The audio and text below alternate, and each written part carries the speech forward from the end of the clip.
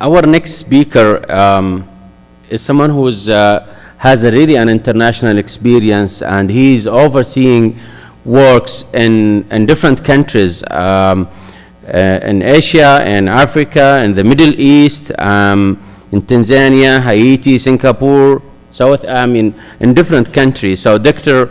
Kedar Mate, he is the Vice President of the Institute of Healthcare Improvement. He is currently, as well as an internal medicine physician. He is also working as assistant professor of medicine at Weill Cornell Medical College and a research associate at Harvard Medical School Division of Global Health Equity. Dr. Mate is going to talk about the science of improvement and the mechanics of innovation. I would like to welcome you, Dr. Mate, to the stage.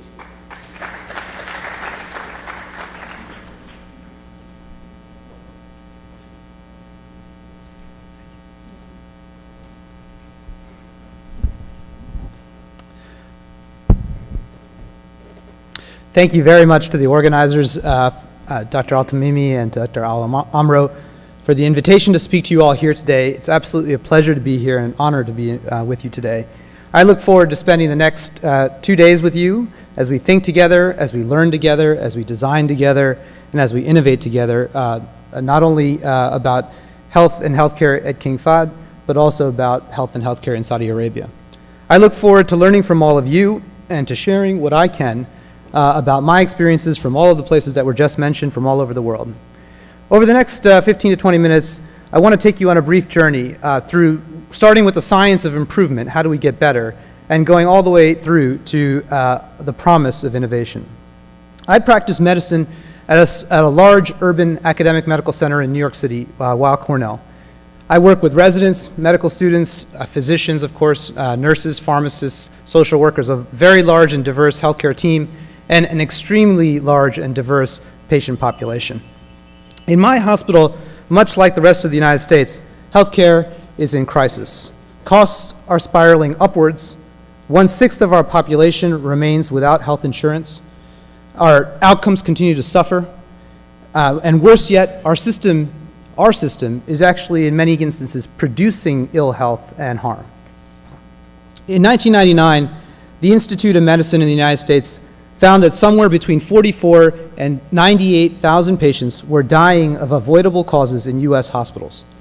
A study from 2011 showed almost no improvement in the intervening 12 years. 1/5 of our patients admitted to hospitals to find relief from pain and suffering, to find cure and better health, are readmitted to our hospitals within 30 days. Less than half of American patients are satisfied with their healthcare system. Healthcare in my country needs new ideas. It needs new solutions. Healthcare in the United States needs innovation. At the Institute for Healthcare Improvement, IHI, we have a simple mission: to improve health and healthcare worldwide. We do this through 4 focus areas. We optimizing healthcare systems to deliver the right care to the right patients at the right time. We work on population health through a 3-part aim: improving outcomes, reducing costs, and improving the experience of patients who are journeying themselves through the healthcare systems. We work to realize patient and family-centered care, and ultimately we have to build the capability to get better, build the capability to improve. At the heart of all of our work is this in the middle: the science of improvement, the science of getting better. At the IHI, we work closely with a physician named Dr. Atul Gawande. You perhaps read some of his work. He's a surgeon and a writer for the New Yorker magazine. Gawande is now famous for developing the surgical checklist, a simple tool that can be implemented in a matter of seconds, really, in minutes, in every operating room in the world, an innovation that has led to demonstrably better perioperative survival. Gawande has written extensively about the art of improvement. In his book, Better, A Surgeon's Notes on Performance, Gawande notes that better is possible. It does not take genius. It takes diligence. It takes moral clarity. It takes ingenuity. And above all, it takes a willingness to try. Gawande believes in the art of continuous improvement and doesn't think it should be done alone. Improvement in Gawande's world, is a team sport. In a recent article, Gawande describes his experience of watching a professional tennis player, Rafael Nadal. During the match, Rafa struggled with his serve, and after every point, whether he won or lost, he would glance up to his coach's box to get advice, subtle suggestions from his coaches about how to get better, how to improve. Gawande wondered as he sat watching Rafael Nadal, where was his coach? Where was Gawande's coach? In the operating room of a very successful and famous Boston area hospital where Gawande worked as a surgeon, no one was giving him feedback. No one was offering helpful suggestions for improvement. No one was helping him get better.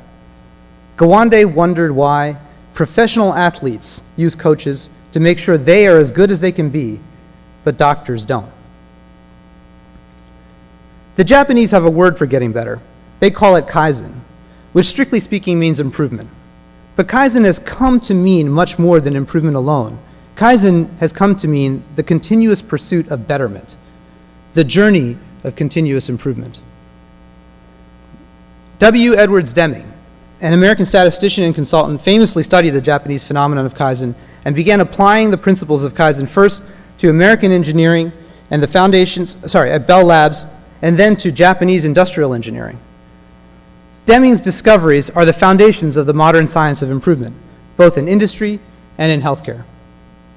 Deming suggested that there were 4 key elements to improvement science: understanding how to think about systems properties, understanding variation in processes, a deep understanding of the psychology of change, and understanding the way ideas spread. These 4 elements he called the theory of profound knowledge.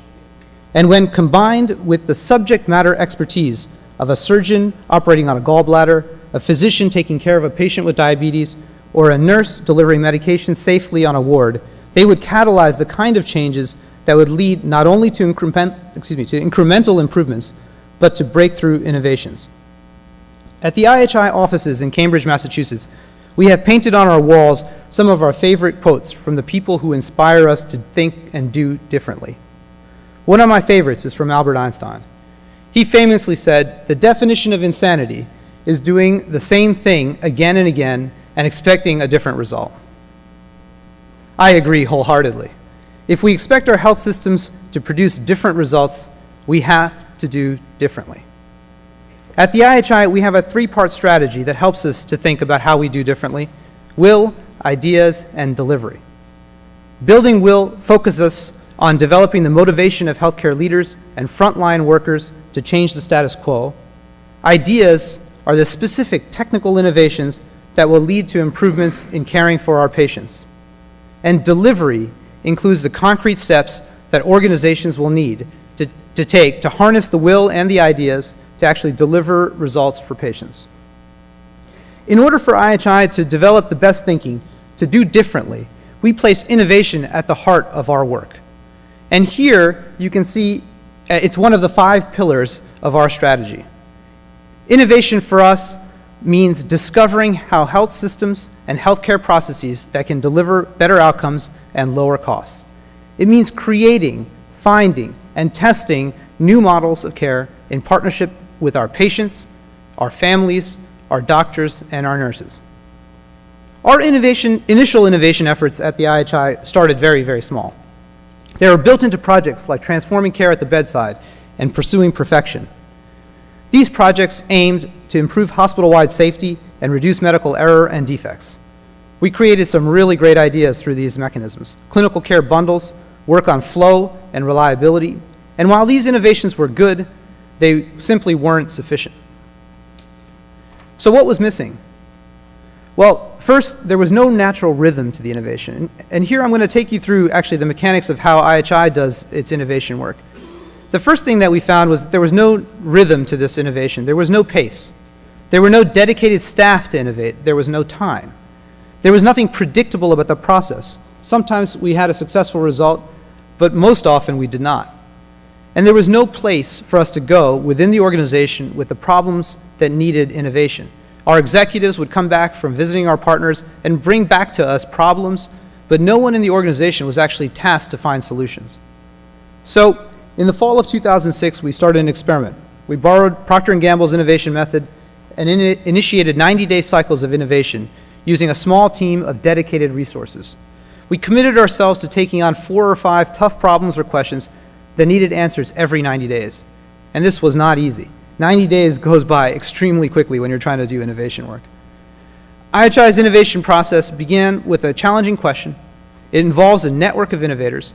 It requires us to keep to a strict 90-day timeline and asks us to produce a set of recommendations or a prototype at the end of each cycle. Our small team of innovators holds each other accountable to these set of tasks. Our team is very closely tied to the rest of the organization. We have links to the management team who provide us with ideas to be tested and solicit our very best thinking. We connect to the field sites in hospitals, clinics, and organizations that influence health, and these sites test our ideas across numerous contexts and spread them over time. Our innovation process is framed around 3 30-day periods within the 90 days total. The first phase is scanning, where we attempt to understand all the dimensions of a topic or question that we are studying. We use a principle, the principle of getting as much as needed, but no more. This means we are not committed to conducting an exhaustive literature search or exhaustive literature review, but it does mean that we do expert interviews. We are committed to getting just enough information to craft a full picture of the problem and any potential solutions. We use a method, the 2-2-1 approach to scanning, something we got from GE. This involves getting literature on the topic from 2 mainstream journals or literary sources, from 2 mainstream experts who we can interview, and then taking one out-of-the-box approach. Maybe it's talking to somebody in another industry, maybe it's a visit to a place that's challenging the status quo. This last idea is to get us out of fixed frames of reference, unchanged mental models that are hard to alter. Thinking out of the box helps us to gain perspective and insight into problems that we're trying to solve. In the second phase of the innovation cycle, we try to focus our efforts. We choose an angle and develop a theory about what might solve the problem. We visit our innovation partners and test our concepts at the front lines of care. We refine the ideas further and revise the concept design. Often, we use tools to help us develop our theory. This one is what we call a driver diagram. This is a simple tool that helps us bring our theories into sharper focus, to help bring clarity to complexity. This driver diagram, the example I'm showing you here, is for reducing excess spending and waste in a hospital by 1% to 3% per annum. In this model, this is a simplified model, the sources of waste in U.S. hospitals was boiled down to 4 core elements: improving safety of patients, engaging those patients, improving efficiency, and improving leadership. Each of these elements is then further elaborated into second-order changes, and so a theory of change begins to take shape and emerges that can help guide us to the solution to a problem. Here's another example of how a theory changes from our work on improving cancer. We started with a simple theory. Cancer care that meets patients' needs will focus on coordination and emotional and family support. But our innovation approach and work revealed a strikingly different finding. Patients that we met and interviewed valued coordination and support just fine. But what they really valued above all else was knowing that their doctors were doing everything in their power to save them. Our efforts to improve cancer care were changed dramatically. One of my favorite techniques in our innovation work is the use of analogy. Analogy is yet another way to gain perspective, and it allows us to develop deep insights about the process that we are trying to work on from other industries and other professions. In my time doing innovation, analogy has proved to be one of the most powerful tools to helping me build new understanding and developing innovative solutions. Here are a few analogies that we've tested in our work, and one remarkable analogy that I think deserves attention and has provided considerable insight into healthcare is the role of the race car pit crew. Pit crews are groups of individuals who rapidly service a car during an auto race. Tires are changed, fluids replenished, instruments checked, and the driver assessed within a matter of seconds before the race car resumes its course around the track. Each member of the crew has a discrete role that articulates with every other member in a cohesive system that produces error-proof calibration in a matter of seconds. Modern operating rooms are now being designed using some of these same principles. Airline transportation, auto manufacturing, life insurance, and many other industries have been used by our innovation team to provide insights into health and healthcare. In the final phase of our 90-day innovation process, we summarize and prepare our projects to be handed over to one of IHI's internal technical teams for implementation. In this period, an innovative idea that has been tested somewhere might be spread to other independent sites or scaled up to another level of the system. We are now in our 25th wave of 90-day innovation projects, and these are some of the projects we're working on right now. They range from improving networks to creating solutions to improving academic primary care medicine. They involve addressing needs of specific patient populations, socially and medically complex patients, and the frail elderly. And they involve system-level questions, including how you improve healthcare quality through insurance systems and working in our country with large employers who ultimately pay for healthcare for their employees, either both directly through healthcare premiums or indirectly through absenteeism and high replacement costs. In the past century, advances in sanitation, microbiology, and antisepsis led to a revolution in pharmacology. This revolution drove magnificent decreases in mortality. Innovations in surgical practice led to safer and more advanced procedural solutions to diseases and conditions that medications alone could not reach. Molecular biology offered new targets for diagnostic and new therapeutics, which allowed curative powers that had scarcely been imagined. And advances in genetics accelerated our understanding of disease and allowed us new predictive powers to catch disease early on and mitigate its impact. Basic science and clinical research have led to staggering advances in our understanding of what it means to provide evidence-based medical care. These profound innovations have been brought to us through a combination of academic investigators and industry exploration. Yet, as we enter the 21st century, new problems threaten these hard-fought gains. Rising rates of harm in our medical care environments, resistant pathogens due to inappropriate prescription of medications, overuse of clinical interventions that lack evidence to support their use, and spiraling healthcare costs that threaten not only our healthcare systems, but also the very fabric of our societies. Oddly, in the US, the well-developed research architecture of our universities feels out of step with the problems of our times that require agile mechanisms that allow for creative, real-time solutions to our delivery problems. This isn't to say that the clinical, epidemiologic, and biomedical research architecture is obsolete. It's just to say that we need all of those and a whole lot more. That other step, is in your hands, in the hands of this community of innovative thinkers. You need only to choose a project to begin your innovation journey. You will not be alone. There's a strong degree of belief in innovation. As we've seen earlier, there's a lot of need for it in healthcare and lots of attention to it from many healthcare delivery organizations, a number of which are establishing innovation centers. Even the US government Centers for Medicare and Medicaid has established an innovation center focused on discovering new payment models and delivery systems. For these innovation institutes and the ones you might create here, I offer 6 things that innovators need to thrive.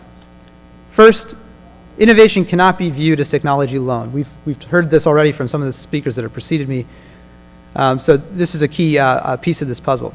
The founder of IHI, Donald Berwick, recently visited an exhibition space with thousands of innovations, most of them new technologies, new machines, new devices, and new ways of doing things. In the acreage of miracles, Don said, that there were surely a few genuine miracles, but a lot of what he saw were innovations that would drive up costs, reduce value, and frustrate patients. Innovations in healthcare needs to shake the image of being inevitably linked to technology alone. Not every innovative idea is a new gadget or a new gizmo. Genuine innovation does 3 things in concert. It improves patient outcomes, it improves their experience of care, and it reduces costs. Innovation needs a community and peer-to-peer interactions to foster and develop new ideas. In the US, there are national groups like the Innovators Learning Network, like Kaiser Permanente, Rock Health, that are assembling groups of innovators. IHI has a free online innovators network that now connects 185 organizations around the world to each other through the web, through telephone conferences, and in-person meetings. That community of innovators depends on an interprofessional set of interactions and teamwork. As the innovation process depends on the ability to listen to ideas and learn from perspectives that are different from your own. Continuous learning culture, betterment, I was happy to hear that that was part of what's happening here at King Fahd, is vital not only for the innovator, him or herself, but also to the institution. Innovation cannot thrive in a setting without these values, no matter how clever the individual innovator. Innovation needs a recognition and reward system to allow new innovators to develop. Whether you are in a hospital organization or an academic institution, whether your institution is public or private, and whether you're at a senior level or a junior one, most people need support and recognition for risky ideas and creative thinking. Innovation requires failure. There's a saying many have in the innovation world, we've heard a bit of this earlier: fail early, fail fast, and fail often. We've added a fourth element at IHI: fail better. Innovating requires something different, and innovating requires a high tolerance for failure, for getting it wrong, for then adjusting, trying something different, and failing again. Thomas Edison once famously said, "I did not fail 1,000 times. I found 1,000 ways how not to make a light bulb." Innovation needs a principled technical method and teachers that are skilled in various technical methods that can lead to generative solutions. Innovation doesn't just come about because you want to be innovative and clever. It comes about through determined effort and the consistent application of a well-defined technical approach. There are many of these: the Procter & Gamble 90-day cycle that I mentioned a minute ago, lean startup, incubator ideas, IDEO prototyping, etc. I'm sure all of the various honored speakers here with you have their own approaches. The point isn't about advertising one approach over the other. There are many different approaches to innovation. The point is about rigor and mentorship. In this way, innovation is similar to other forms of scholarship, which depend on the same two elements: rigor and mentorship. Malcolm Gladwell, who has been mentioned already, has written another book, this one called Outliers, in which he studied genius. And in this book, he found that the emerging picture from his study is that 10,000 hours of practice is required to achieve the level of mastery associated with being a world-class expert in absolutely anything. Finally, innovation needs funding and time. In order to execute on the technical method, in order to grow and develop, in order to deliver on the 10,000 hours that I mentioned a minute ago, you need time and money. Our innovation process at IHI did not achieve pace, rhythm, and consistency until a small group of individuals was adequately resourced to think boldly about the future. Innovation can certainly happen in the absence of funding and time, but these enable consistent production, which ultimately lead to breakthrough results.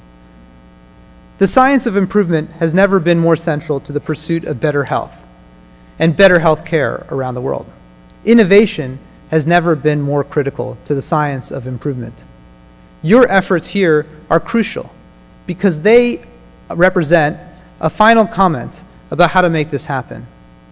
Innovation is, in the end, all about this word: perspective. The perspective that a rural Mozambican community brings to patients struggling with medication adherence, that a farmer in Vietnam brought to childhood nutrition, and that a doctor in Riyadh might someday bring to hospital design. These global perspectives will change the way you think about your healthcare problems and can allow creativity that can transform. I know they will change the way I think about healthcare back in my hospital in New York City. I look forward to gaining some new perspectives from all of you here and continuing to share mine with you as well. Thank you very much.